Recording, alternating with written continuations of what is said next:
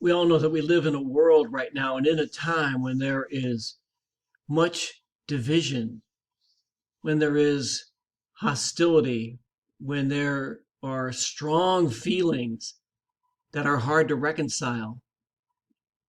And so I think it's important on this 15th Sunday in Ordinary Time simply to read and reflect upon the responsorial psalm for today, because it speaks to us about God and what God desires for us, the kind of world that God desires us to live in. And so let's read through this responsorial psalm slowly and reflectively, and then take time to grasp and to internalize deeply its meaning.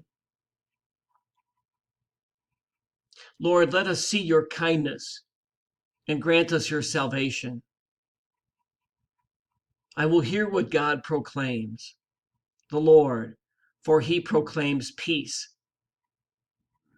Near indeed is his salvation to those who fear him, glory dwelling in our land.